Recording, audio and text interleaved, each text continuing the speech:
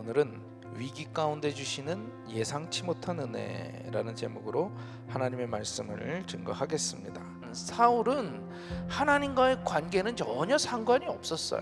그냥 자기가 처한 위기만을 극복하기를 원했다라는 거죠. 그런데 사울은 정말 위기가 무엇인지를 몰랐다라는 겁니다. 여러분, 정말 위기가 뭡니까? 쳐들어오는 블레셋에 대하여 어떻게 대항할 것인가, 이게 아니에요. 하나님이 왜 말씀하시지 않으셨는가, 하나님이 왜 듣지 않으시는가, 이거겠죠. 다시 말하면 하나님과의 단절을 더 두려워해야만 했다라는 겁니다. 그러나 위기 앞에서 사울은 그저 이 현상만을 넘어가기를 원했다라는 거야. 결국 사울은 비참한 최후를 맞게 되는 거죠. 자, 그런데 오늘 다윗은 대단히 다른 양상을 보여주고 있다는 거예요. 다윗은요, 그 어떤 위기가 닥쳐오더라도 항상 하나님께 붙어있기를 소망했던 사람이었다는 거죠. 아기스 왕이 다윗에게 얘기하는 거예요. 야, 이스라엘을 우리가 공격할 텐데 그때 너도 출전을 해라. 그래야 내가 너를 더 신임하고 더 귀한 자리에 올려줄 수 있다. 다윗은요, 어찌할 수 없는 이제 곤경에 빠진 겁니다. 하나님께서 선지자 사무엘을 통해서 사울의 다음 왕으로 세운 왕이지 않습니까? 그런데 만약 이스라엘과 전쟁을 벌이는데 앞장서서 이스라엘 백성들을 죽였다라고 생각해 봅시다.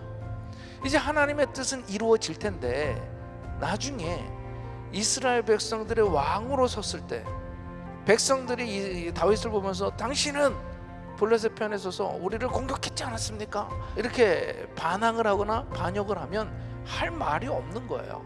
그러니 다윗은요, 이제 왕의 명령을 따르기도 힘들고, 그렇다고 그것을 거부하면 더 이상 이 블레셋 땅에 거할 수 없게 된 상황이 된 거죠. 다시 말하면 진퇴양난, 다윗은 더 이상 인간의 힘으로 헤어나올 수 없는 그 난관에 빠졌다라고 하는 거예요. 우리도 살아가다 보면 그런 절박한 상황에 처할 때가 있지 않습니까? 그런 진퇴양난의 상황에서 그를 구원하시는 하나님의 섭리하심, 다시 말하면 하나님의 놀라운 은혜가 다윗에게 부어졌더라는 거예요.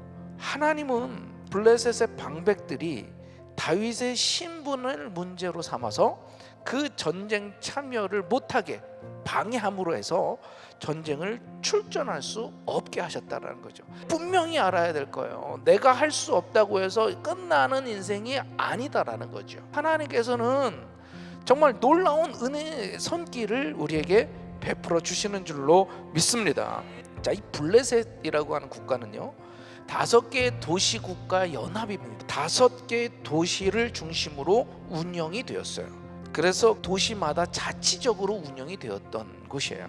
그러다가 이 블레셋이 연합해서 해야 될 일이 있을 땐 5 방백이 회의를 하면서 결정을 하는데, 그 회의 대표가 바로 자기 도시를 다스리면서 또 블레셋 연방의 왕이라고도 얘기를 할 수가 있었어요. 그런데 이 연방 국가의 왕이라고 하다 보니 그렇게 큰 힘을 가지고 있지는 않아요. 무소불위의 힘을 갖고 있진 않았더라는 거예요. 하나님께서는요, 이 다윗의 인간적인 실수에도 불구하고 하나님의 선하신 뜻을 이루시기 위해서 다윗을 위기에서 구출해 주셨다라는 거죠.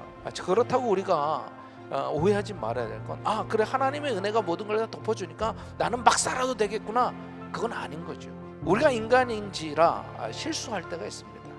말에도 실수할 때가 있고 행동에도 실수할 때가 있어요. 그럼에도 불구하고 하나님은 은혜를 부어주신다라는 것, 우리가 생각하라는 거지, 하나님이 부어주시니 우리 마음대로 살아야 돼, 그게 아니라는 거예요. 하나님의 은혜를 진짜 안다면 우리는 최선을 다해서 노력하며 조심해야 되겠죠. 하나님께서 정말 알 수 없는 그 섭리하심으로 은혜를 베풀어 주신다라는 그 사실을 분명하게 믿는다면 우리는 어떤 순간에서도 믿음을 잃어버리지 않고 어떤 순간에서도 담대함으로 은혜 가운데 나아가게 될 줄로 믿습니다.